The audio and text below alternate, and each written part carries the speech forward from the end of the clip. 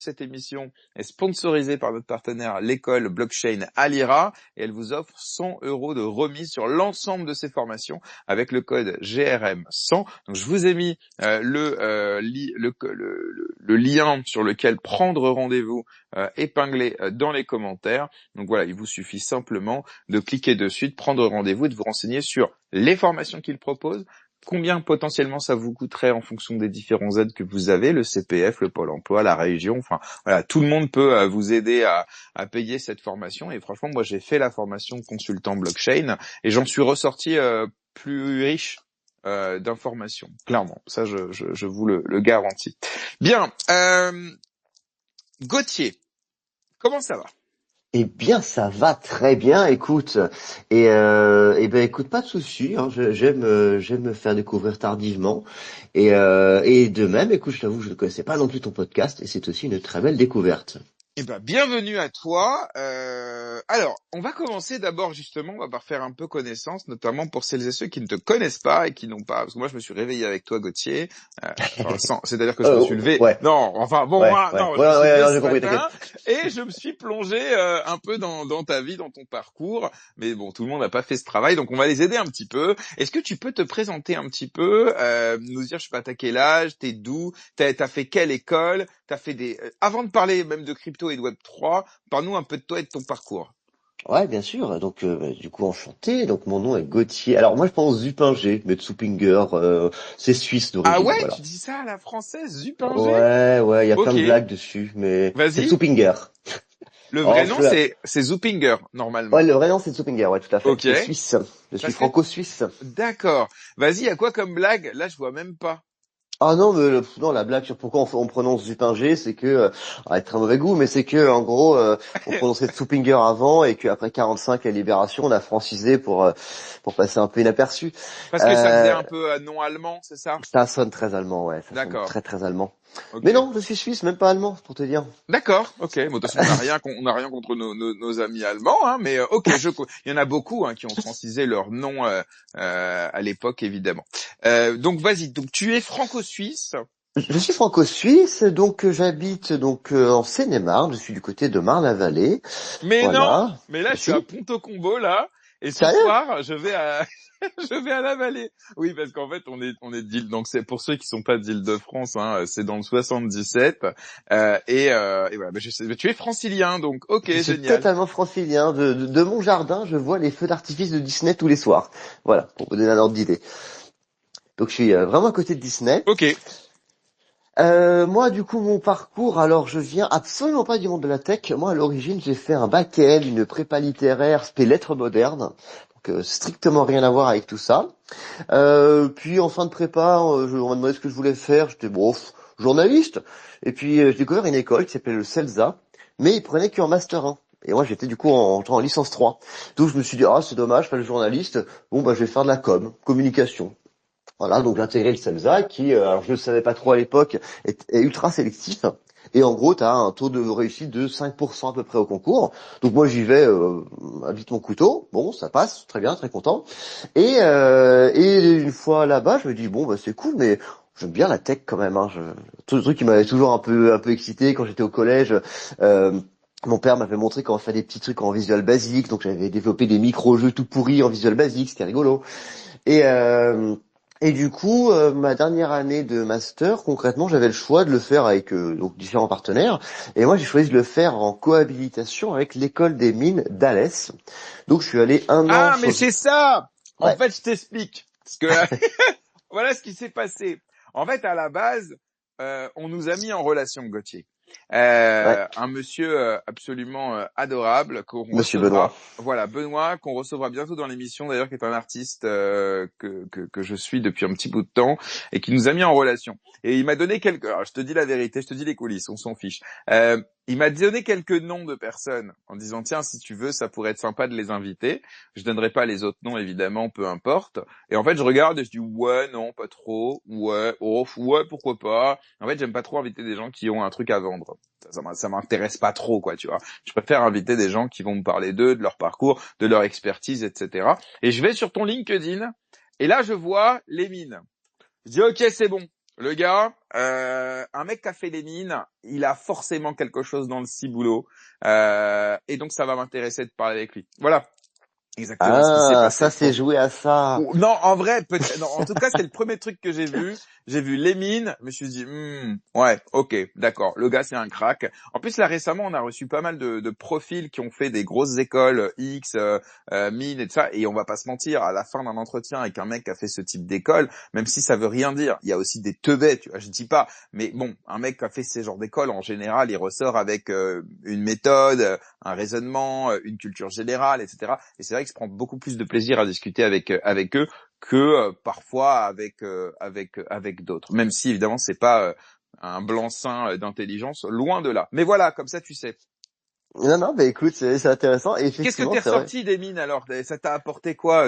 Ça t'a apporté du réseau un peu Alors, du réseau, pas tant, parce qu'au final, on était donc une espèce d'ovni, parce qu'on n'était pas des techs, nous, à l'origine, donc on venait Ouais. plutôt du monde de la communication. Et, et par contre, en fait, mon école elle-même m'a apporté beaucoup de réseau, au niveau, enfin, CELSA. Typiquement, il y a le mec qui présente les résultats des élections présidentielles, enfin, et autres, chaque année à la télé, bah, c'est un mec qui était dans ma promo. Le mec qui est le CEO de la Carmine Corp, si vous connaissez un peu le gaming, c'est un mec qui était le président de mon BDE. Donc en fait, je retrouve plein de noms comme ça à gauche à droite, des journalistes, des machins. Je me dis tiens putain, je le connais lui. Ah ben elle aussi je le connais. Donc voilà, Et donc pas. idéologiquement, Ouais. par rapport à des écoles de journalistes plus traditionnelles, est-ce que c'est, on va dire, gangréné par une idéologie un peu de gauche, ou est-ce que c'est même à l'inverse un peu plus à droite, ou est-ce que ça va, c'est plutôt épargné par tout ça? C'est relativement épargné. Sincèrement, Non, ouais. sincèrement, alors moi du coup j'étais pas en journalisme, j'étais en communication. La différence, je trouve, avec la plupart des autres écoles, c'est que nous, on a été amenés à réfléchir sur une dimension plus de recherche. Concrètement, on a été conditionné à réfléchir les médias et pas à devenir des Hmm, acteurs des médias. Donc d'accord. concrètement, tu as un pôle de recherche qui est extrêmement connu dans ce petit monde de la communication, où nous, les cours qu'on avait, c'était de la sémiologie, de l'histoire des idées. On en avait sur de la sémantique ou sur les rapports entre l'économie et les médias. Donc des choses beaucoup plus profondes. On nous apprenait pas à faire un plan de com. Et c'est là où c'est un Hmm. peu curieux. Tu sors de là, tous les gars de l'ISCOM ou autres, ils ont appris à faire un plan de com, ils sont ultra opérationnels. Toi, concrètement, tu arrives en stage, t'en as pas fait. Par contre, tu sais exactement dans quel écosystème tu évolues, tu sais que cet acteur-là qui veut être un pure player, en fait concrètement il dépend de telle source de financement, machin, et nous on est amené à réfléchir les médias plus largement. Par contre on est opérationnel moins vite que les autres. Et tu penses quoi d'ailleurs des médias aujourd'hui? en, en quelques secondes, c'est quoi ton constat sur la situation des médias aujourd'hui? Alors, on peut parler de l'Arcom, qui a fait pas mal parler d'elle cet été. On peut parler aussi des chaînes d'infos en continu. On peut parler du traitement des faits divers dans les médias. On peut parler de politique. Je sais pas, c'est quoi ton point de vue, toi, en tant que étudiant chercheur dans les médias? Mhm. Alors, en fait, ce qui est très drôle, c'est qu'il y a des problématiques qu'on avait étudiées, et là je te parle c'était il y a 15 ans, hein, Ouais, quasi c'est maintenant. ça. On est en 2010 à ce moment-là, Ouais, c'est grosso ça, ouais, modo. tout Hein. à C'est fait. ça, ouais. Ouais, ouais, ça fait putain 15 ans. Ouais, Ça c'est nous ça. rajeunit pas tout ça. Oh, c'est chaud. Ouais. Et donc il y avait des problématiques qui étaient ultra importantes sur le modèle économique des médias. Et concrètement, je te la fais en très très courte, mais en gros je Sachant vais te qu'à ce résumer. moment-là, Ouais, c'était, je crois, Sarko qui avait supprimé la publicité sur les chaînes publiques. tout à fait, Donc t'es en plein dedans absolument, là, parce qu'il est élu en 2007 et il doit mettre ça en place en 2009 ou 2008 quoi. Donc toi t'es en absolument, plein dedans, j'imagine. Ok, d'accord. exactement. Et en fait, alors là c'était nous surtout sur les médias privés qui eux pour le coup avaient toujours de la pub, Ok. mais concrètement, t'as plusieurs choix en tant que média. Soit tu fais une info niche ultra profonde, ultra recherchée, creusée, tout ça, mais du coup tu auras une audience qui va être bien moindre. Soit tu fais du truc un peu plus mainstream. Et dans ce cas, si tu fais du mainstream, c'est-à-dire que tu creuses moins, tu couvre un peu les trucs sympas, sexy, accrocheurs. Je suis désolé, je vais être méchant, mais tu fais du BFM TV, ou tu t'en fous qu'il y ait une guerre ultra profonde en Ouganda parce que ça intéresse pas grand monde. Par contre, le fait que tu aies tel ministre qui soit en ce moment dans le couloir pour avoir son procès, alors ça, tu vas le couvrir avec 52 caméras et 32 trucs, parce que tu fais vivre une espèce de de petite série, quoi. Et le problème, c'est que soit tu fais un truc ultra méga niche et tu deviens genre un peu les pages roses je crois que c'est Le Monde ou Le Figaro, je sais plus. Et soyons honnêtes, t'auras une poignée de bobos qui vont te lire parce qu'ils sont ultra pointus. Mais dans ce cas-là, bah tu fais pas d'argent.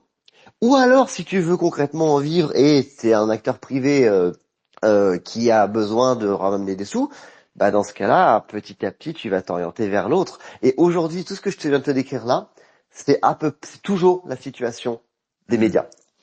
Et on a tous besoin, à un moment ou à un autre, de faire un peu je vais être très méchant, hein, du putaclic. Hmm. Non, mais complètement. Alors après, ça, tu sais, ça me rappelle moi la notion de recherche fondamentale. C'est-à-dire que tu as la recherche industrielle qui va être financée par les laboratoires parce que derrière, bah, ils vont être capables de, je sais pas, de faire des médicaments, etc., et de créer du chiffre d'affaires. Mais par exemple, la recherche fondamentale qui elle rapporte rien directement, bah Mm. elle est obligée d'être financée par l'État de façon générale. Donc là, c'est pareil. J'imagine que l'État a un rôle de financer, on va dire, des médias d'utilité publique entre guillemets, et après pour le reste, bah les médias privés font ce qu'ils veulent. De toute façon, la réalité, c'est ça. Alors, Non, tu as une vision de gauche, complètement de gauche. mais non, c'est Euh, la première fois qu'on me dit ça. Bah, si tu considères que c'est à l'État de financer des trucs d'utilité publique, Non, alors tu vas un peu plus. c'est pas que c'est son rôle. Je dis juste que si elle ne le fait pas, bah en fait personne le fera. Comment vas-tu inciter un agent économique, à part avec des subventions, etc. Mais ça revient au financement étatique. Mais comment tu vas inciter un acteur privé d'engager des fonds pour créer un contenu qui derrière va le rendre déficitaire? Alors, c'est une excellente question et c'est notamment des aspects, enfin, ce sont des problématiques auxquelles sont confrontés beaucoup d'acteurs de niche. Je sais que pendant un temps, du coup, The Big Whale, ils ont un peu tâtonné hein, autour de leur modèle économique. Ouais. Finalement, là, ils ont un truc qui est pas mal. Mais même, si je dis pas de bêtises, je crois que c'est... Mais attention, parce que ouais. on peut s'arrêter là-dessus parce que c'est passionnant.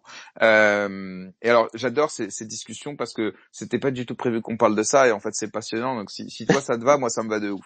Oh, The vas-y, Big vas-y. Whale, on a reçu évidemment Raphaël. Moi, je suis bien leur travail depuis un petit bout de temps. On se croise souvent à des conférences, etc. J'aime bien ce qu'ils font et pour moi c'est un des seuls médias, on va dire, d'investigation crypto aujourd'hui. Tous les Ouais. autres se contentent et on peut le comprendre, hein, de relayer des news qui ont été faites par les médias américains. Bref.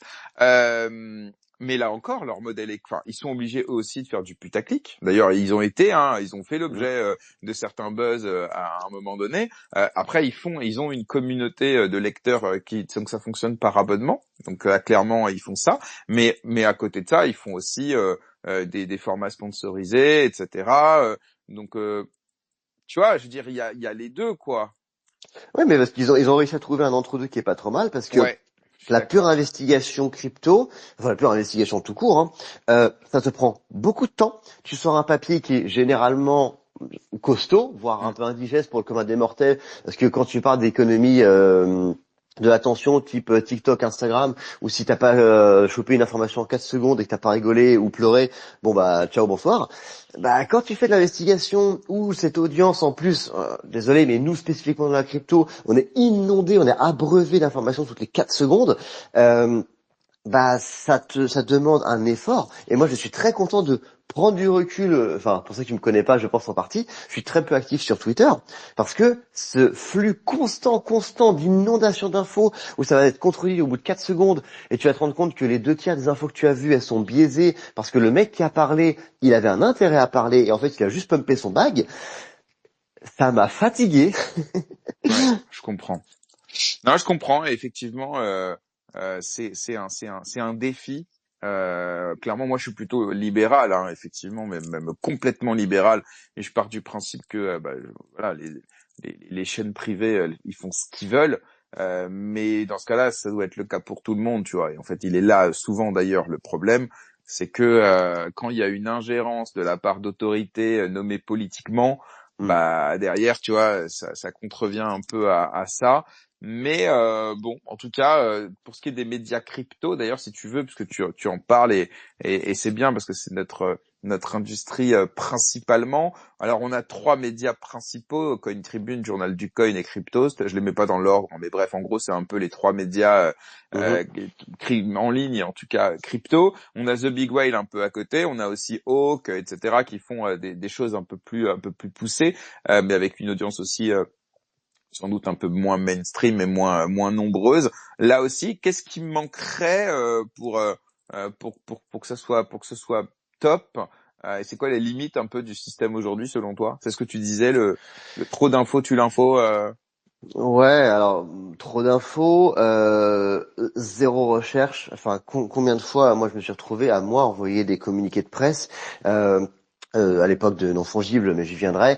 J'envoie une centaine de communiqués de presse et allez, je vais pas donner de nom, mais j'ai un quart à peu près des acteurs de la presse qui publient le communiqué de presse tel quel. Aucune recherche, aucune vérification, aucune virgule changée. Tu fais, ah ouais, genre j'aurais envoyé n'importe quoi, j'aurais envoyé de la fake news à balle, ça aurait été publié sur une trentaine de médias. Ouais, et là on parle de contenu pas sponsor. Juste tu pushes Ah un ouais, ouais, communiqué et après c'est du ressort de complètement. chaque média de décider ou pas de le relayer. Et donc même comme ça, parce que quand c'est Ouais, sponsor, on peut comprendre que le partenaire commercial ait la main sur le contenu, mais c'est précisé, c'est hmm, signalé. Là, toi, tu ouais, parles d'un communiqué de presse, donc c'est organique, ça veut dire le ouais, média, il peut ne pas publier, il peut modifier, il peut, voilà, c'est sa ligne éditoriale. Et là, pour ouais. le coup, ouais, il le publie quasiment en copier-coller, quoi. Pour la plupart. Après, je t'avoue que moi, ça m'a permis toute cette aventure avec mon fongible de aussi découvrir plein de médias. À l'époque, du coup, moi, je bossais avec beaucoup le Wall Street Journal, avec Reuters, avec Forbes, Financial Times, enfin des gros acteurs reconnus. Et franchement, tu sais pourquoi ils sont reconnus. Le meilleur de très très loin, et vraiment, si vous voulez une info de qualité, c'est pas sponsor, hein, c'est vraiment purement objectif. C'est Reuters. Reuters, ils vont fouiller, ils vont creuser, ils vont cross-checker la moindre info. Et dès que tu leur envoies un chiffre ou quoi, ils vont dire OK, super, merci, je vais regarder. Ils font le tour d'autres sources, machin. Ils reviennent te voir avec des questions. Franchement, ce genre de médias, il y en a pas beaucoup, mais c'est Mais je crois que incroyablement quali. Raphaël, il est passé par Reuters. Je crois, ouais, il me semble, ou un truc américain, en tout cas, un gros paquebot. Ouais, parce qu'en fait, donc on l'a reçu et on avait parlé des médias justement, évidemment, avec lui. Et je crois qu'il était, ouais, c'est ça. En fait, c'est mieux que ça. Il a commencé chez Reuters. Et en fait, il me disait justement dans l'interview que ça lui avait appris énormément. C'est ce qui lui avait donné un réseau énorme. Il a dit que c'était la meilleure école du journalisme, Reuters. Ensuite, il était passé aux Échos avant de passer à l'Express et de fonder The Big Whale avec Grégory Raymond. Mais effectivement, vous avez le même constat sur Reuters, donc tu vois, c'est intéressant. Ouais. Et il y a vraiment, en fait, c'est très drôle parce que tu les vois sur le papier d'un point de vue extérieur, enfin sur le papier, sur l'écran, d'un point de vue extérieur pour la plupart de ces médias, tu dis, oh, c'est kiff kiff. Mais en fait, quand tu vois les coulisses, quand tu vois comment ils traitent l'info, il y en a un grand, je vais pas le citer parce que je pourrais le faire d'ennemi, mais un très très grand média que tout le monde adore, qui nous a fait des coups où en fait, il ne lisait pas vraiment les communiqués de presse. En gros, on faisait une collab avec l'atelier BNP Paribas et clairement, c'est nous qui avons publié le rapport, on avait tout rédigé de A à Z et en gros, soyons tout à fait transparents, on avait reçu un billet de l'atelier BNP Paribas pour nous soutenir, nous aider un petit peu sur la structure, mais voilà. Autant te dire que ce qui intéressait ce média, c'est absolument pas la start-up qui vient de lancer un rapport, c'était BNP Paribas est dans la crypto. Et nous, on leur a dit, non les gars, c'est pas le cas. BNP Paribas, avec toute sa force de frappe, qui toque à la porte, qui dit, non, non, c'est pas nous, on est pas dans la crypto, on a juste soutenu le rapport, calmez-vous. Et on a mis un mois à faire modifier l'article. Parce que c'est chaud quand même, dire que BNP dans la crypto, tu le dis pas comme ça, quoi. C'était quoi comme média? C'était force. Ouais. Ouais. Ah, écoute, d'ailleurs, ils ont pris un peu de recul sur la crypto Forbes, si tu veux savoir. Euh, Parce que ils se rendaient compte que ça plaisait plus trop à leur audience et ils ont coupé beaucoup de collabs autour de la crypto. J'ai appris Tu ça il y m'étonnes. a il y a quelques semaines. Bien, trop cool Gauthier, trop cool. J'adore l'idée. On va continuer un peu maintenant, si tu veux, sur ton parcours. Euh, et Mhm. notamment, je pose souvent la question aux invités. Tu sais, on rentre tous dans le Web 3. alors je dis Web3, crypto, blockchain, voilà, peu importe, par une porte différente. Tu vois, ça peut être par la spéculation, ça peut être pour la tech, ça peut être pour l'entrepreneuriat, ça peut être parce qu'un pote t'en a parlé. Bref, on a chacun voilà notre porte d'entrée là-dedans. Toi, c'est quoi ta porte d'entrée dans justement l'écosystème crypto, blockchain, Web3? Eh ben, j'adore cette question parce que c'est une histoire que je trouve assez folle. En gros, donc moi, donc après mes études, donc je suis rentré dans le conseil. Au début, je sais pas trop ce que c'était. Puis petit à petit, je me suis trouvé manager d'une équipe de 15 consultants dans la strate numérique. Voilà, on accompagnait des grosses boîtes et tout. Et pour ceux qui ne le savent pas, dans le conseil, quand t'as pas de mission, tu es en ce qu'on appelle en intercontrat. Donc, c'est-à-dire que tu es dans l'open space du cabinet et tu fais généralement rien. Et si t'as des missions, c'est plutôt cool parce qu'au moins tu t'ennuies pas. Et donc, j'avais un gars de mon équipe qui était en intercontrat, qui n'avait absolument rien à faire de ses journées. Et on parle de fin 2017. C'était, pour ceux qui s'en souviennent, un gros cycle de boules. Et il avait mis, je crois, 90% de ses économies sur le Bitcoin. Le mec était vraiment, vraiment très chaud. No financial advice, le faites pas chez vous, c'est dangereux. Mais du coup, ce mec-là, donc moi je suivais un peu de loin que bon, il était à fond sur la crypto, mais je connaissais de nom, sans plus, ça m'intéressait pas plus. Et à un moment, donc il m'envoie un lien, donc c'est la bande-annonce de Ready Player One. Et je trouve ça ouais trop cool. Putain, je fais putain c'est sympa et tout. Et je lui dis mais pourquoi tu m'envoies ça en fait? Je fais un film quoi. Et il me dit non non mais attends regarde, ça va arriver en vrai. Puis tu commences ça et il m'envoie un lien vers un site qui s'appelait Decentraland. Putain je fais marrant ça. Mais comment ça va vraiment arriver? Et du coup je commence à comprendre ce que c'est qu'un métaverse. Je commence à comprendre la notion de monde virtuel, de propriété, d'interaction en ligne, du coup d'avoir, alors là je vais un peu plus technique, mais cette notion de sérendipité, où en fait tu navigues entre des bâtiments, tu marches dans une rue, et tu étais C'est quoi allé... le mot que tu viens d'utiliser? La sérendipité, c'est la définition de la sérendipité, c'est la découverte totalement par hasard, mais plutôt heureuse. Dans le domaine des sciences. Oui, vraiment dans le domaine des sciences. Typiquement, tu as fait une recherche sur un truc nucléaire et tu tombes sur une autre découverte que tu t'attendais pas. Voilà. Mais c'est génial! Et t'arrives à le placer souvent dans les dîners, ce mot-là, parce que Juste c'est quand il trop faut. bien. Franchement, bravo, j'adore. Ok, je rajoute un mot à mon à mon Il lexique. est. Eh ben, tu sais quoi? Moi, je trouve qu'il désigne une réalité qui est très dure à appréhender, qui est très dure à décrire autrement. C'est vraiment le.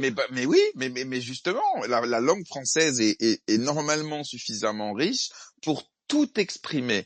Ouais. Et si t'es pas d'accord, c'est que tu connais pas le mot. Et ben là voilà, là on connaît le mot grâce à toi. Sérendipité. Ok, super. Donc oui, donc au fil de tes pérégrinations dans Decentraland, tu découvres pas seulement évidemment un monde en polygone virtuel où il y a pas grand-chose à faire, mais tu découvres en fait tout ce qui se cache derrière en fait. J'ai même envie de te dire, je découvre que ce qui se cache derrière parce que le monde il est pas live du tout en fait. Concrètement à ce moment-là, c'est un white paper. Ils ont lancé une ICO avec de la mana Ah, on est et en ils vont quelle année? Parce qu'effectivement, d'accord. 2017. Ah oui, d'accord, on est 2017. vraiment ok, d'accord. Ok. Et là, je me dis, oh putain, c'est incroyable ce truc. Donc je vais alors ils étaient pas sur Discord, ils étaient sur Rocket Chat, puis ils ont bougé sur Discord. Et je me dis, mais c'est incroyable ce monde, c'est complètement fou et tout. Et donc j'achète, alors ma toute première parcelle, donc mon tout premier NFT, je l'ai acheté en 2018, je crois que c'est en février, à un mec qui était un Français qui était en stage à Buenos Aires dans Decentraland.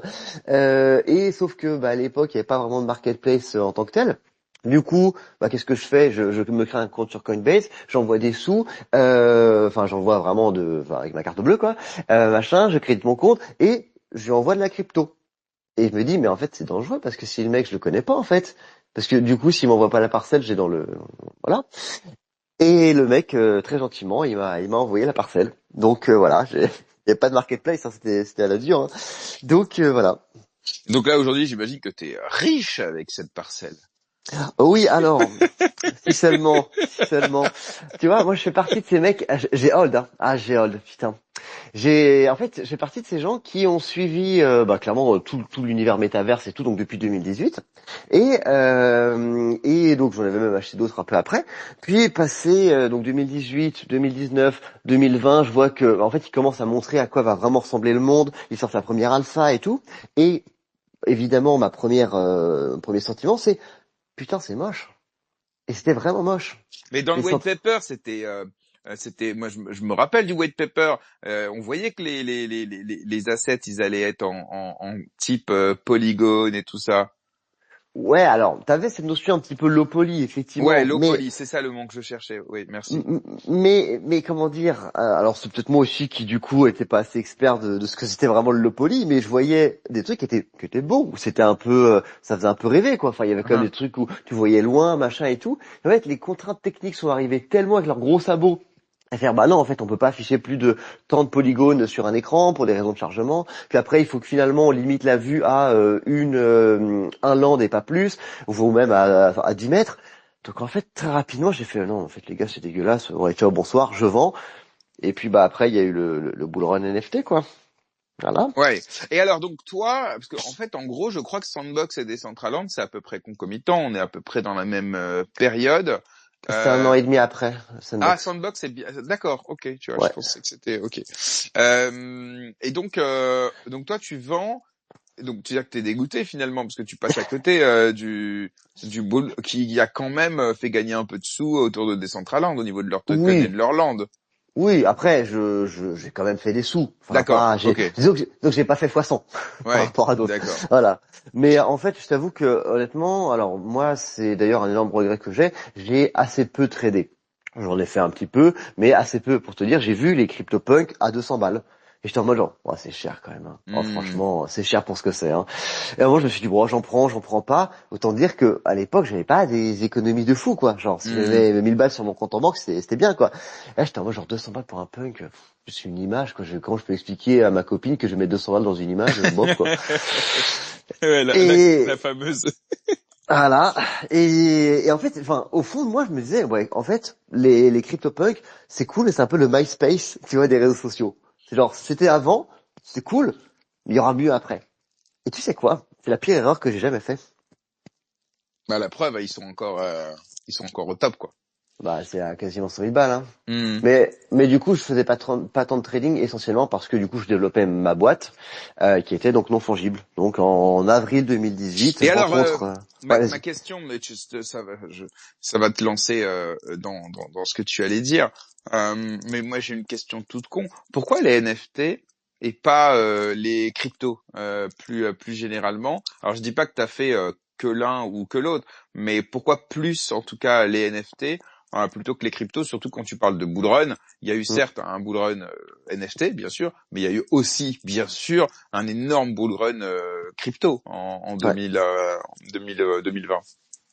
Alors totalement. En fait, alors moi du coup, je suis vraiment tombé dans la marmite NFT là en 2018, fin 17 début 18, parce que j'avais ce sentiment de faire partie d'une nouvelle ère qui commençait d'un tout petit écosystème. On était des happy few.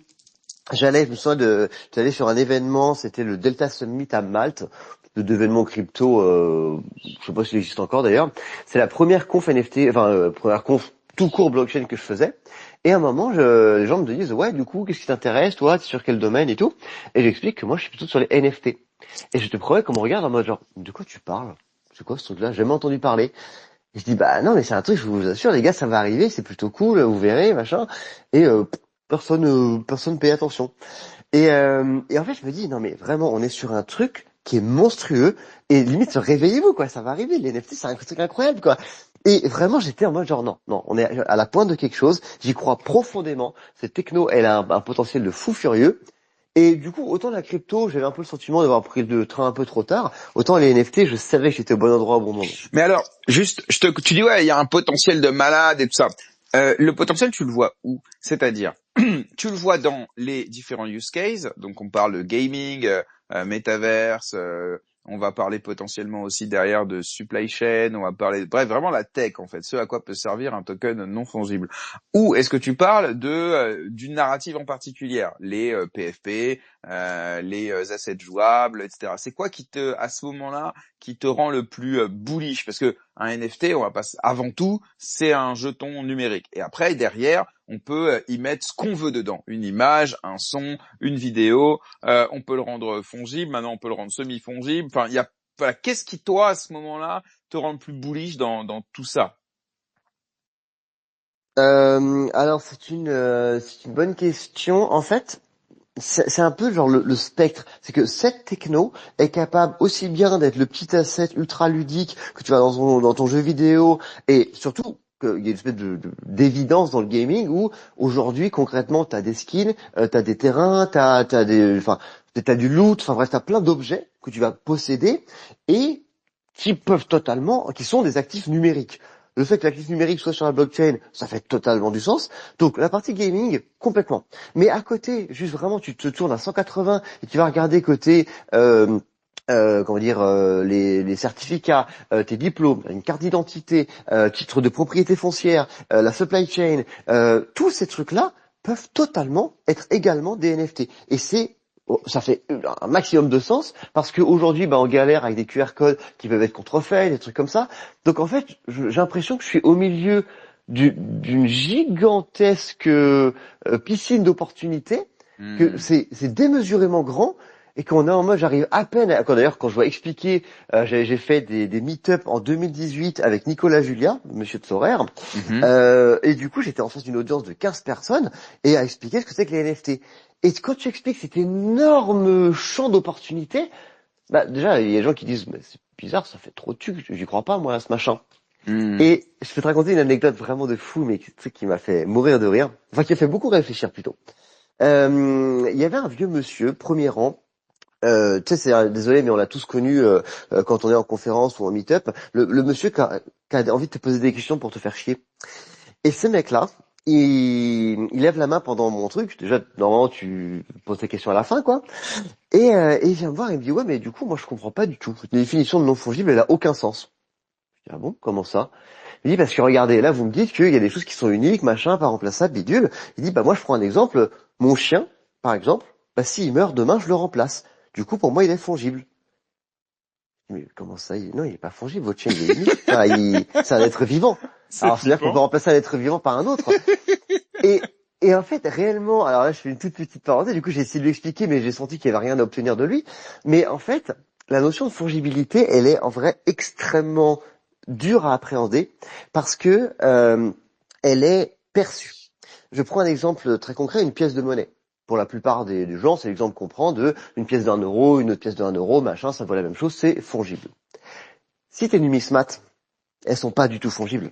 Une pièce d'un euro de 1999, non, plutôt 2005 versus 2006, si jamais il s'avère qu'elle a un tout petit défaut machin, en fait, la fongibilité, c'est vraiment une notion de perception. Ouais, ça c'est hyper intéressant. D'ailleurs, je pense que je vais le prendre en titre de cette interview. Une question de perspective, de De perception. perspective, de perception, ouais. Ah, j'aime bien, j'aime bien. Ok, alors attends, parce que ça m'amène évidemment à plein d'autres questions. Mais effectivement, c'est intéressant. D'ailleurs, je pense qu'on pourrait en débattre, parce que je pense qu'il y a quand même une fongibilité intrinsèque et non sujette à la perception. Et il y en a d'autres, effectivement, qui eux, effectivement, le sont. Enfin, je veux dire, quand tu réduis à son plus simple appareil un actif, à la fin, Mhm, soit tu arrives à en trouver deux qui sont parfaitement identiques, soit non. Et dans ce cas-là, bah, c'est fongible ou ça l'est pas. ouais. Mais potentiellement, parce qu'après tu vas me dire, tu vois, j'allais prendre l'exemple justement d'une crypto. Et Et tu c'est vas pas fongible. et c'est pas fongible non plus parce qu'en fait un Bitcoin, il a des métadatas il a un historique, etc., qui est pas le même d'un Exactement. autre en fait. Et pour un mec qui est, comme tu disais, puriste, ou un mec qui va avoir besoin de ces éléments différenciants, pour lui ce sera important. Alors que Et, pour la majorité, ça le sera pas du tout, quoi. Et même sans être Ouais, puriste, hein, il c'est y a beaucoup intéressant. de Ouais. plateformes aujourd'hui qui vont aller checker la provenance des fonds. Et si c'est des fonds qui viennent d'un hack, qui ont servi à du blanchiment d'argent, qui sont passés par Tornado Cash ou un truc comme ça, concrètement, c'est des fonds qui sont considérés comme sales. Et du coup, le dénominateur commun de tous les actifs au monde, il est très simple, c'est le temps. Et ils ont tous un historique qui n'est pas le même. Même un billet, hein, finalement, ouais, c'est pareil. Un billet Ouais. volé, un billet numéroté, par définition, il est numéroté ton billet. Ça le rend non fongible, par définition. Hmm. Ouais, en fait, j'avoue. Faudrait que je cherche encore plus pour trouver un contre-exemple. Mais en tout cas, non, mais c'est hyper intéressant et merci pour cette perspective différente.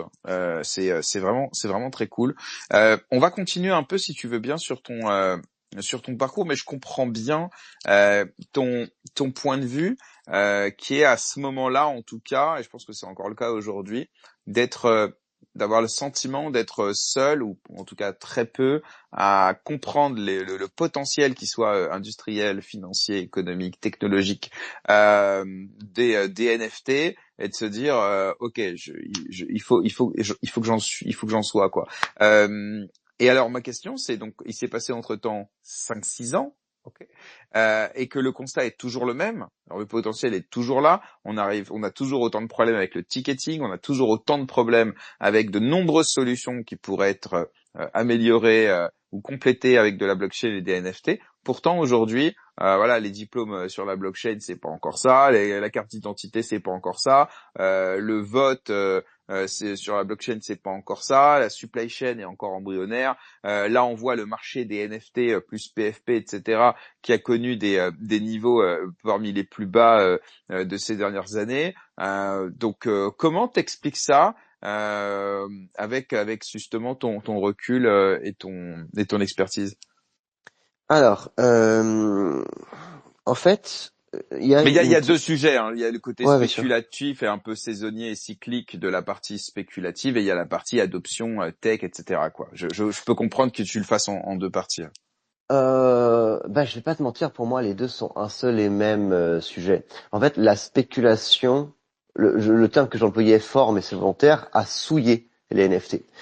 Tout ce qu'on a vu pendant le bull run NFT avec concrètement la couverture médiatique, et d'ailleurs je pense que les médias ont joué un rôle critique dans la diabolisation des NFT, c'est que qu'est-ce qui était couvert? C'était pas le potentiel techno, c'était pas tant regarder sur une technologie qui est complexe, qui est machin. Tu vois, ça demande de comprendre, c'est un peu technique, c'est parfois un peu rébarbatif pour certains, ce que je peux comprendre.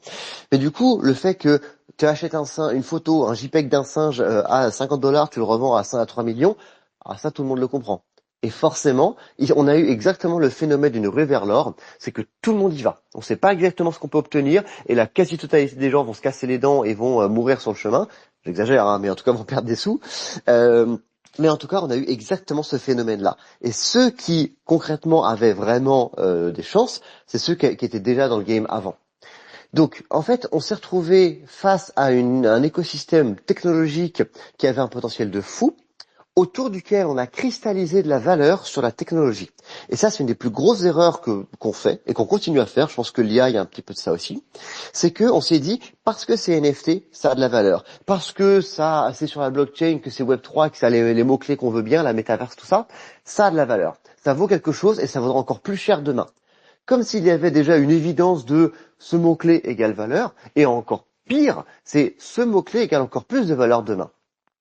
Ça a été vrai pendant 6 mois, un an, et ça s'est naturellement effondré. Et cette spéculation a fait que on en arrive à une étape que j'avoue j'avais un petit peu vu venir, je l'avais annoncé même en 2019, c'est que les mots-clés, on a un travail complet à refaire sur la taxonomie. Tous les termes NFT, métaverse, Web3 doivent disparaître. Et ils vont disparaître. Ils le sont déjà un peu en train de disparaître. Tu regardes la plupart des studios ou des boîtes qui bossaient là-dedans, il n'y a plus NFT dans le mot, hein. On fait du digital ce que tu veux, on fait Ouais. de l'innovation, bref. Même le mot métavers est devenu un red flag complet. On parle de Mais monde complètement. ouvert, etc. Mais bien sûr. Donc sur ça, je te rejoins à 100%. Ouais. Donc, pour moi, fondamentalement, la techno, elle a toujours le même potentiel. Il y a, mine de rien, il y a quand même un avant et un après. En fait, tu vois, pour les vieux dinosaures comme moi qui ont vu les trucs depuis 2018, moi, concrètement, le marché que je vois aujourd'hui, il est 100 fois supérieur à celui que j'avais il y a, allez, 4 ans. Donc, ouais, 3 ans. Donc, 3 ans, c'était 2021, donc non, pas bon exemple. 4 ans. Mais en tout cas, entre 2020 et maintenant, c'est le jour et la nuit. Le marché, il est bas, il est très bas par rapport à 2000 au pic, mais c'est beaucoup, beaucoup plus intense, il y a beaucoup plus d'active wallet. La technologie qui s'est construite autour, les standards, des plateformes comme Manifold et autres, qui permet du coup à peu près n'importe qui, sans connaissance technique, de créer un truc, c'est nouveau. Et ça fait qu'on est capable aujourd'hui beaucoup plus facilement de rendre ça accessible. Le fait que Sony, en plein milieu d'un bear, enfin, c'est pas un bear, mais pour les NFT c'est un bear, se disent on va y aller, il y a peut-être moyen de faire des trucs, notamment dans les NFT, pour moi, c'est un très très bon signal tout ça. Ouais, je te rejoins. Honnêtement, je partage complètement ton constat. J'ai rien à rajouter là-dessus. En revanche, j'ai quand même une question. Il y a un débat. Tu dis que les médias, les singes et tout ça, ça a finalement un peu, euh, comment on dit, je sais pas quel mot tu as utilisé, mais ça a un peu gâché, Souillé, souillé. souillé. Voilà, c'est ça. Euh, à côté de ça, on peut aussi se poser la question de savoir est-ce que sans ça les NFT aujourd'hui seraient aussi voilà connus, adoptés, etc. Je veux dire, est-ce qu'on ne doit pas passer comme dans beaucoup de révolutions technologiques industrielles par une phase de ce que tu appelles de souillage, de de course à l'argent, Mhm. de tout ça pour à la fin effectivement apprendre de tout ça pour arriver à quelque chose de plus stable, plus pérenne, peut-être plus sérieux, plus voilà. Est-ce que c'est pas un passage obligé? Hmm, peut-être. En fait, l'histoire nous le dira. Aujourd'hui, On le voit avec, enfin, pardon, mais prenons ouais. l'analogie d'Internet, par exemple. Avant qu'on ait eu un Internet un peu stable comme aujourd'hui, il y a Hmm. eu la bulle Internet, dans Ouais, bien lequel il y a sûr. eu d'innombrables startups qui ont voulu voilà, surfer, sans mauvais jeu de mots, sur le web, et finalement ils se sont explosés et ça a coûté énormément d'oseille à tout le monde et tout le monde a cru que c'était mort, etc. Et à la Ouais. fin a émergé un Internet un peu plus on va dire Sain. sain et surtout voilà là on est clairement dans le mainstream. Donc est-ce que c'est pas un passage obligé? Moi-même j'ai pas de paroisse sur le sujet. J'aurais plutôt tendance à penser que oui, mais en même temps j'entends ceux qui disent non non ça l'a souillé et on aurait pu faire autrement. Donc c'est pour ça que je me permets de te poser cette question. En fait, je pense que se dire on aurait pu faire autrement, c'est un vœu pieux, c'est se dire l'humain aurait pu être différent. Non, l'humain il aurait pas pu être différent. L'humain il aime la spéculation, il aime se faire de l'argent et tous autant qu'on est, je pense que on s'est observé à un moment ou à un autre en train de se dire ouais vas-y c'est complètement dégène, mais vas-y je vais mettre de l'argent et ça se trouve je serai millionnaire dans une semaine. On a tous l'appât du gain, on l'a au fond de nous. Et quelle que soit la nouvelle technologie que tu vas faire apparaître, le dénominateur commun de toutes ces technos, c'est à qui tu les présentes, à des humains. Et l'humain, il aime, et l'appât Bah du gain, ça lui c'est parle. ça. C'est comme Bitcoin. Bitcoin il y a eu Silk Road et aujourd'hui il y a le Salvador. Enfin tu vois Oui, je veux dire bien sûr. c'est sans doute un passage obligé effectivement. C'est ça. Ouais. Et par contre, le seul truc que ça a demandé, alors c'est rigolo parce qu'au final Bitcoin, bah ça restait Bitcoin, le nom n'a pas changé. La crypto, ça fait toujours crypto et la blockchain toujours blockchain. Pour les NFT, je pense que c'est différent parce que là aujourd'hui, bon tu vois, tous autant qu'on est, t'en parles autour de toi, les NFT c'est mort, ça n'existe plus. Et pour ceux qui sont pas trop méchants, qui me disent ah tu travailles encore dedans et ça va. Mais c'est pas mort, ça? Oui, oui, non, mais c'est ça. Ouais, non, mais Ou alors, mais complètement, ouais. enfin, moi, j'ai une anecdote où à un mariage d'une amie, je me retrouve donc à côté d'un vieux monsieur que je connais pas, et t'as le papa de la mariée qui vient à côté, qui fait, oh, par contre, tu fais attention parce que lui, c'est un arnaqueur, hein, il vend des images qui n'existent pas sur Internet, hein, fais gaffe, il fait de l'arnaque. Hein. Oh putain, premier contact, bonjour, enchanté. Mais tu sais que c'est drôle parce que moi, je raconte souvent que moi, j'ai commencé ma carrière dans la banque assurance. Et donc, à l'époque, quand je disais que j'étais dans la banque ou dans l'assurance, on me disait, ouais, t'es un escroc. Et aujourd'hui, quand je dis, bah, je suis dans les cryptos, la blockchain, etc., on me disait, ouais, t'es un escroc. Je sais, putain, ça me suit, en fait, quoi que je fasse. Donc, c'est Ah comme bah, ça. Je crois que faut ça fait se poser partie des du... questions. Hein. Bah non, bah, sans doute que je suis attiré par ces trucs-là. Qu'est-ce que tu veux que je te dise? Bon, non, mais en tout cas, c'est je répète, hein, c'est hyper intéressant et franchement, on a rarement eu une discussion aussi entre guillemets profonde sur les NFT. Donc, bah, merci en tout cas pour cet échange. On va parler, si tu veux bien, maintenant quand même de tes trois expériences rapides et on va s'attarder peut-être sur celle que tu veux. D'abord, on a non fongible, un peu, je crois que c'est non fungible en fait, non, parce que le nom est Tout en à anglais. fait. Euh, Nonfungible.com. voilà, c'est ça, dans laquelle tu n'es plus, si j'ai bien compris aujourd'hui, mais que tu as fondé, je sais pas si ça existe encore d'ailleurs. Est-ce que là aussi tu peux nous raconter, voilà, un peu pourquoi tu crées ça, à quoi ça sert, et voilà, peut-être raconte-nous les meilleurs moments de cette plateforme et voilà, et qu'est-ce que c'était, grosso modo? Bien sûr. Alors en fait c'est rigolo parce que tu vois moi ça m'a pris beaucoup d'humilité non fungible. En fait alors c'est une aventure qui a commencé bah, donc sur le Rocket Chat puis Discord de Decentraland où il y avait un mec qui à un moment monte une petite plateforme dans la nuit pour en fait tracer les ventes, enfin lister les ventes de Decentraland, mais que Decentraland. Et du coup il dit voilà je fais ce truc là sur un coin de serveur la nuit, si ça vous éclate, allez-y. Et en fait je me rends compte que c'est bête à dire, on se rend pas compte maintenant, mais on était totalement aveugle à l'époque parce que il n'y avait aucun historique de vente. La seule chose qu'on avait en face de nous, c'était les prix demandés donc par les vendeurs. En gros, on avait des notions de floor price, on sait combien ils demandaient les gens, mais on n'avait aucune idée de ce qui se vendait réellement. Surtout que là, on parle de Decentraland, donc tu avais une carte avec des coordonnées X et Y. Donc, selon où tu te situes, le prix immobilier est un peu différent. Et sauf que ça, personne ne l'avait fait avant. Donc, moi, je le contacte, je lui dis, hey, ça te dérange de m'envoyer un petit export CSV, comme ça, je fais une petite carte, machin, une heatmap, un truc sympa. Je n'avais pas de bagage spécialement de la data analyse, mais je me suis dit, personne l'a jamais fait, autant lancer une première analyse. Et du coup, en avril 2018, je commence à sortir des petits micro-rapports sur des Decentraland. Et en fait, on se dit, bon, il y a peut-être moyen d'en faire un truc. Lui, c'était vraiment le tech pur et dur, genre vraiment back-end. Moi, un peu plus côté business. Et je lui dis, mais tu sais qu'on pourrait peut-être en faire des sous de ce machin, ça pourrait être une boîte en fait. Et bien bon, tu crois, t'es sûr, machin. Donc on discute avec deux, trois autres gars, bref, et on se retrouve, donc un groupe de quatre. Les deux autres sont partis depuis, hein. Mais donc c'est un groupe de quatre à se dire, tiens, vas-y, on va essayer d'en faire vraiment une boîte. Donc je me retrouve à faire des calls à 4 heures du matin où je me réveille, je me couche, je me réveille à 3h50, je mets mes écouteurs, mon anglais était éclaté au sol en plus à l'époque, à faire des calls sur la stratégie d'un non fongible virtuel potentiel machin. Finalement, bon, ils vont vers d'autres trucs qui rapportent des sous plus rapidement. Et moi, je m'accroche et du coup, je deviens donc cofondateur de cette boîte. On crée la boîte du coup tous les deux, qui était juste un projet qui devient une boîte. Et qu'est-ce qu'on faisait? Concrètement, au bout d'un an, on se retrouve à être la première source en fait d'informations data dans les NFT en fait, parce qu'on était les seuls à le faire. On est contacté par un monsieur qui s'appelle Barry Silbert, qui est le CEO de Grayscale Capital, qui nous dit j'aime bien ce que vous faites les gars, venez me voir dans mes bureaux à New York. Et on a pas mal de rendez-vous comme ça, de gens qui nous disent putain les gars, c'est trop bien ce que vous faites. Moi je publie mes premiers rapports, donc en gros tous les ans on sortait un rapport annuel sur l'état des marchés NFT.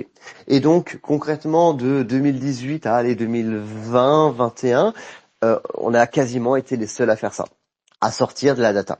Et après t'as des CryptoSlam, t'as Dune qui a aussi bougé sur les NFT et tout ça. Et en fait, on est passé d'un truc où on était en quasi-monopole, et forcément, ça t'ouvre toutes les portes. Vraiment, je peux te dire que tu pouvais déjeuner avec les gars d'OpenSea, mais comme ça, quoi, c'était facile. Maintenant, ils sont plus difficiles à atteindre. Et voilà, on avait du coup, moi j'ai monté 3 practices au sein de Non-Fongible. Une practice qui était en gros alors études de marché, publication de rapports. Une deuxième qui était sur l'évaluation de portefeuille NFT, truc que je fais encore aujourd'hui. Donc en gros, c'est des clients qui ont des très très gros portefeuilles, genre Metacovan, Metapurse pour ceux qui connaissent, ceux qui ont acheté l'œuvre de Beeple. Donc voilà, j'ai des portefeuilles comme ça. Là aujourd'hui, j'ai pour à peu près entre 300 et 500 millions de dollars en évaluation de portefeuille tous les trimestres. C'est la deuxième practice et la Mais tu fais dernière. quoi? Évaluation, Hein donc tu leur donnes le prix que ça coûte, tout ça? C'est ça l'évaluation? Ouais, tout à fait. En fait, je leur donne aussi donc le rationnel derrière. C'est qu'en gros, je leur sors un prix. Là, on parle de portefeuille de 15, 20, 30 000 NFT. Hein. C'est des très gros portefeuilles. Et en fait, je leur donne du coup effectivement à l'instant T, enfin la date demandée, la valeur par rapport du coup à l'historique de marché Et et ça, au ils peuvent méta. pas le faire eux-mêmes sur une marketplace. Alors, pas forcément, parce que je vais te prendre un exemple. Si tu prends une œuvre d'art, tu vas prendre, je sais pas, t'as un 101 ou une série très limitée de Xcopy, concrètement. Ah, on t'a perdu. Gauthier, on t'a perdu. Je vais lui envoyer un petit message en privé pour qu'il puisse se connecter et se déconnecter.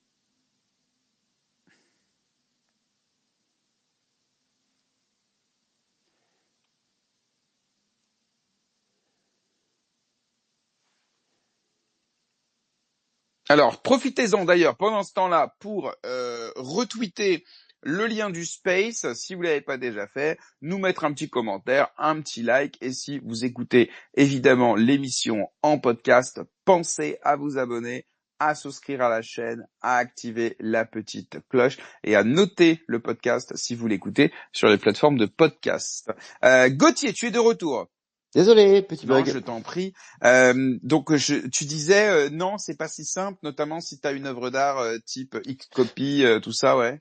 Ouais, en fait, c'est des actifs qui sont très peu liquides. Donc, en fait, tu vas devoir écrémer des mois, parfois des années de data pour retrouver des ventes comparables.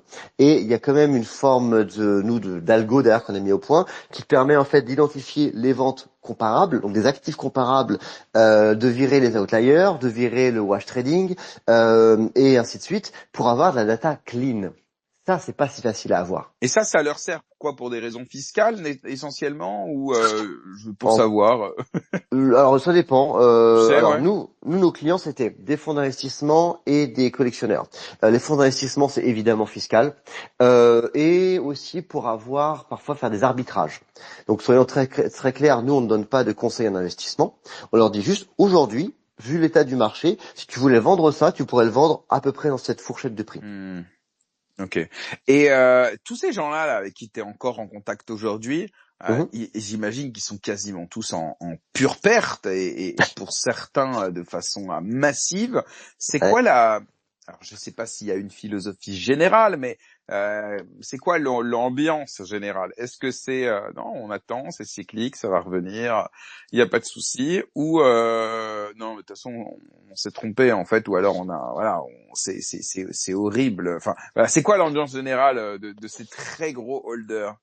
Alors, les très gros holders, d'ailleurs même, je veux dire les collectionneurs pour la plupart, hein, pas tous, ils ont restructuré leur portefeuille sous la forme vraiment presque d'un fonds. C'est-à-dire qu'aujourd'hui, c'est des gestionnaires d'actifs avec qui je suis en contact direct, qui du coup gèrent une partie du portefeuille. Il y en a un pour les métaverses, un pour les PFP, un pour l'art et ainsi de suite.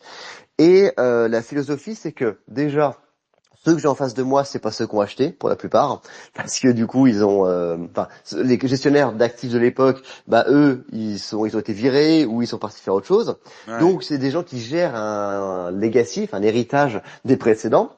Et la philosophie générale, c'est l'art a du potentiel, on ne vendra pas notre art, le reste ça ne reviendra certainement jamais au niveau précédent. D'accord, ouais, ok. Je partage à peu près ce constat de mon point de vue, même si je crois qu'il y aura d'autres phases haussières, elles seront peut-être différentes, l'idée par d'autres. D'ailleurs, tiens, une petite question rapidos, à ton avis, la prochaine phase haussière, elle sera Mhm. l'idée par des projets existants qui vont revenir, etc., ou elle sera davantage l'idée par des nouveaux projets, des nouvelles narratives, des nouvelles arts, des nouvelles collections.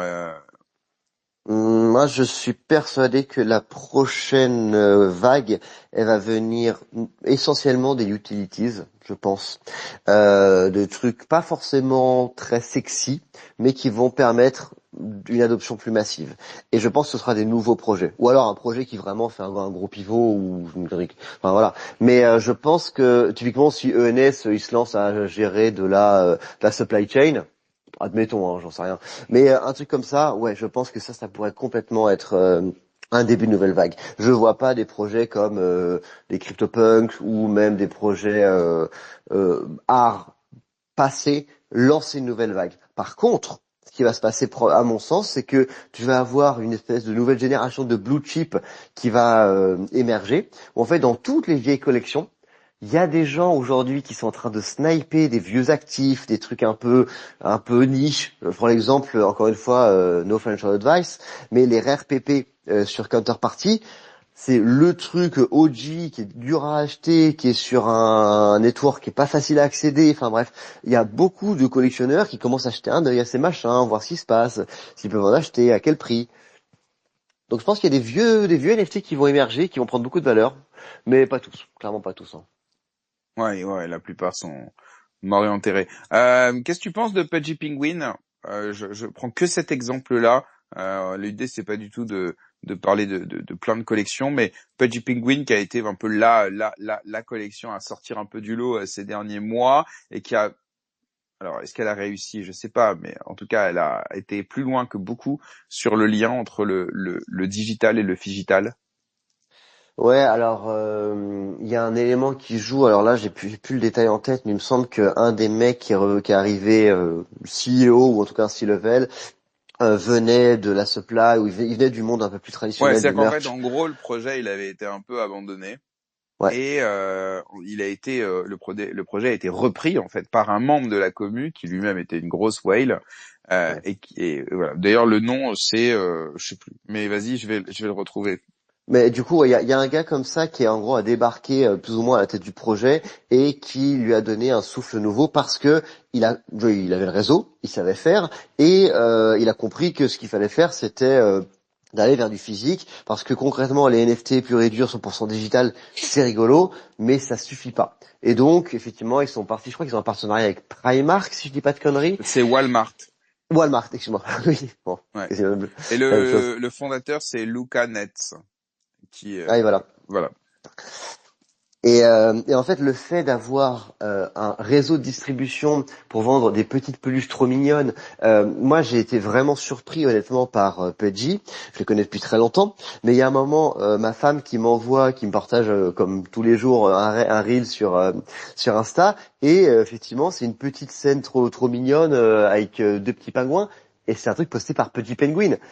Et bon, je suis les NFT à cause de moi, mais je savais même pas que c'était un truc NFT, quoi. Et juste, ils sont en train de se créer une empreinte de marque qui est très forte, qui est très intelligente, parce que ils font ce que tout le monde aurait dû faire depuis le début, faire disparaître les mots. On ne cristallise pas la valeur sur la tech. On cristallise sa valeur sur des valeurs. Comme c'est mignon, il leur arrive des aventures, genre type ce que tu veux, genre lapin crétin, tu cristallises la valeur parce qu'ils sont rigolos. Pas parce que, Hmm, je sais pas, moi, ils sont sur c'est le standard technologique. complètement. Ok, très bien. On va finir sur Crypto Studio si tu veux bien. NFT Studio. Euh, pardon, NFT Studio. Est-ce que tu veux, voilà, pareil, nous en parler un petit peu? Qu'est-ce que tu fais là-bas en tant que Chief Strategist Officer?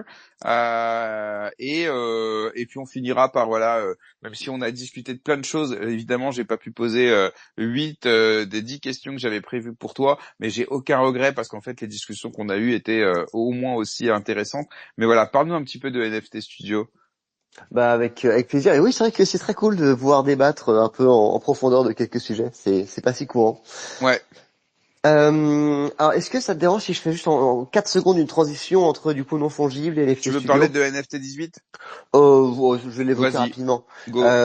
Mais du coup, donc non fongible, donc très belle aventure. Voilà, on monte une équipe de 14 personnes, machin, sans lever de fonds, on se retrouve avec quelques millions générés par an. Enfin, boîte qui tourne vraiment bien, vraiment fort.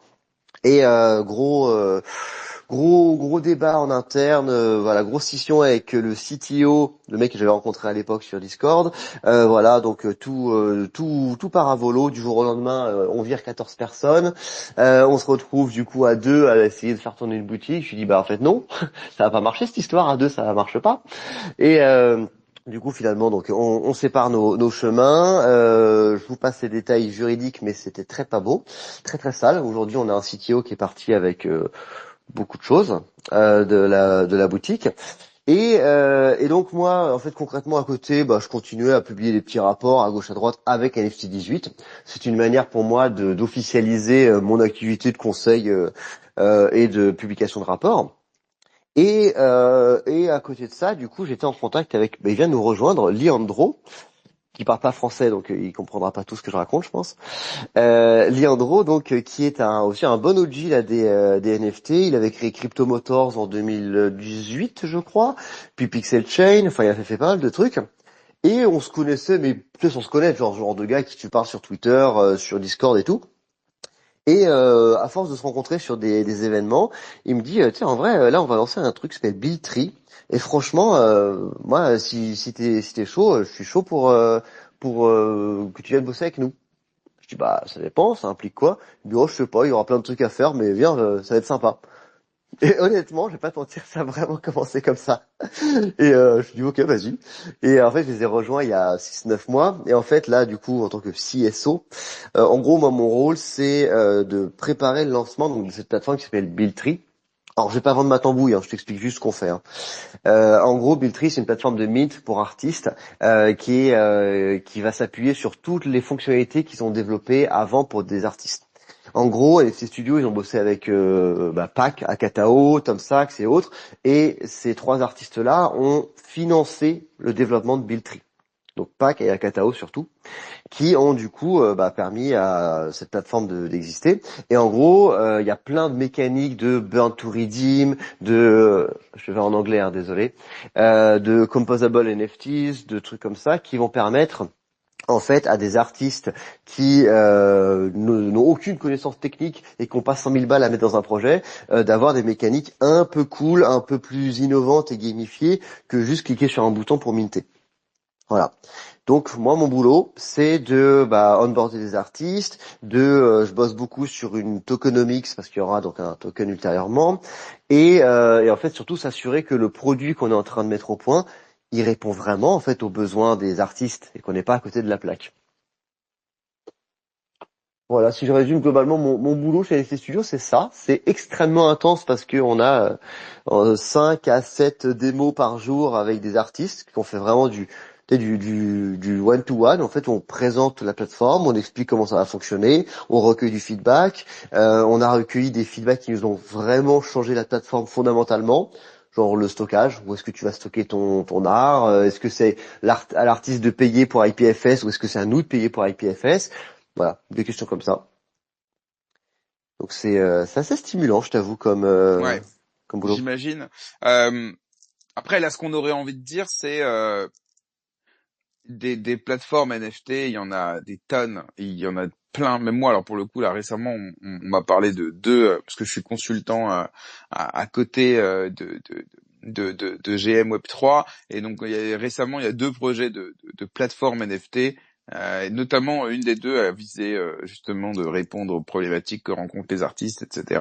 Ouais, j'ai un peu l'impression quoi, il y en a beaucoup qui essayent de se lancer, de grappiller un peu des parts de marché d'OpenSea, LuxRare, Blur, etc. Donc voilà, une de plus, mais ce sera quoi votre élément vraiment différenciant par rapport à toutes les autres? Alors, c'est une bonne question. En fait, globalement, il y a deux aspects. Hop là, c'est bon, je suis revenu. Là, c'est bon, ouais, je me suis dit, le gars s'est barré dès qu'on a posé une question un peu. Non, je rigole. Ah, la question tricky, je me casse. Trop compliqué. Dis pas au revoir, ok, ouais. C'est ça. Ah, je m'attendais pas à celle-là. Qu'est-ce que je fais? Je raccroche. Alors du coup, il y a deux aspects à ce truc-là. En fait, le premier, alors on réintroduit une notion de revenu passif. En fait, alors je vais pas être trop technique, mais en gros, il y a un truc qu'on appelle donc la modular economy. Le principe, c'est que la plateforme telle qu'elle sera au début, elle répondra évidemment pas à tous les besoins de tous les artistes. Mais du coup, il y a un système en place qui va permettre en gros à des artistes de faire des demandes auprès de devs pour rajouter des fonctionnalités, ce qu'on appelle donc des modules, qui sont des mécaniques de drop, des manières de limiter de limiter ton drop à une audience ou d'interagir avec tes NFT. Et donc, ça, c'est des modules qui vont être ajoutés. Et donc, en tant que créateur, même si ton drop il fail complètement, mais que tu as imaginé des modules qui sont assez cool, assez originaux, utilisés par d'autres artistes, tu auras un revenu passif de tous les drops qui utilisent ton module. Si ton drop fail, mais que c'est Pac qui utilise ton module demain, il y a moyen que tu t'en sortes bien. J'ai compris. C'est intéressant, j'aime bien le côté communautaire et personnalisable. Ok, très cool. Bah, bonne chance, tu reviendras Ouais, nous en parler avec plaisir pour le carrément. coup. Merci Gauthier. Tu vois, je trouve qu'on a fait ensemble. C'est quoi déjà le mot que tu m'as dit tout à l'heure? Et de la sérendipité. Ouais, on a fait ça un peu tous les deux. Bah, Euh, on s'est baladé ouais. de sujet en idée. C'était pas C'est mal. ça, J'aime beaucoup. j'avais un truc prévu et en fait pas du tout. Voilà, on a fait ça ensemble et ben j'étais très heureux pour le coup vraiment de faire ta connaissance. Ravi aussi d'avoir eu cette discussion et surtout à ton point de vue sur l'écosystème NFT.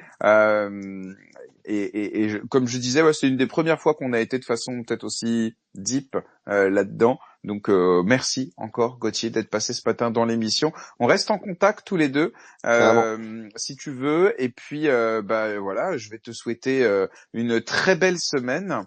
Et puis j'ai envie de te dire à très vite. Eh ben, merci encore pour l'invitation. C'était une très belle découverte. J'aime beaucoup ce format. J'aime beaucoup, voilà, cette liberté qu'on a d'aller très en profondeur ou juste de survoler un sujet. Et voilà, donc voilà, pareil, très belle découverte. Et puis à bientôt à la Vallée Village, du coup. Ouais, on va boire un verre à l'occasion avec plaisir. Je Ça t'écris. roule. Salut Gauthier. Bye bye. À bientôt, au revoir. Salut. Bon, je vais en profiter évidemment pour vous remercier toutes d'avoir participé à cette émission ce matin. Vous avez remarqué, j'étais seul ce matin, pas de chroniqueur disponible, mais c'était un format un peu différent, mais que j'ai pris autant de plaisir à animer. J'espère que vous aussi. Donc évidemment, hein, je vous invite à reposter le lien du space dès qu'il sera en ligne. Je vais vous mettre le petit timestamps tout à l'heure. La vidéo, enfin le podcast sera également disponible sur l'ensemble des plateformes de podcast, sur notre chaîne YouTube, sur l'application Cyborg. Et je vous donne rendez-vous pour deux nouvelles émissions cette semaine. Une demain matin en anglais dédiée à Multiversix, dans laquelle je recevrai Lucas Willems, le head de X-Exchange. Et alors, croyez-moi, si l'écosystème Multiversix vous intéresse, je vous invite à venir parce que ça va être hyper intéressant et je pense que ce sera une des seules fois d'ailleurs que Lucas se prêtera à l'exercice parce qu'il n'est pas, c'est pas un gros habitué des podcasts et des interviews. Il a accepté mon invitation que je lui ai lancée il y a maintenant 1 an et demi. Et depuis, il me dit, dès que c'est live, je viens. Et il a tenu sa parole, c'est live, il vient. Et donc, on va lui poser toutes les questions. On va revenir également sur les critiques autour de X-Exchange, les critiques soit en fonctionnalité, les critiques en compétitivité, les critiques aussi en termes de timing. Hein. On rappelle que l'échange devait sortir il y a maintenant 1 an environ. Il répondra à tout. Et évidemment, on essaiera de rentrer un peu dans le détail justement des innovations de cette nouvelle version du protocole. Ça, c'est demain matin à partir de 10h, co-animé avec Arnaud, des chroniqueurs, des cadeaux à gagner, tout ça. Et vendredi, nouveau rendez-vous GM Web3 donc en français. Et là, je recevrai un copain que j'aime beaucoup et que je rencontre régulièrement, qui développe une application qui s'appelle Nefture. Enfin, c'est un projet de cybersécurité. Vous connaissez peut-être Nefture, Nefture. Il s'appelle Selim il est jeune et il est déjà brillant. Et je tenais à l'inviter dans l'émission pour qu'il puisse justement nous parler un petit peu de lui, de son parcours et de son projet. Donc voilà pour le programme de cette semaine. Je vous souhaite une excellente journée. Je vous dis à très bientôt. Prenez soin de vous. Bye bye.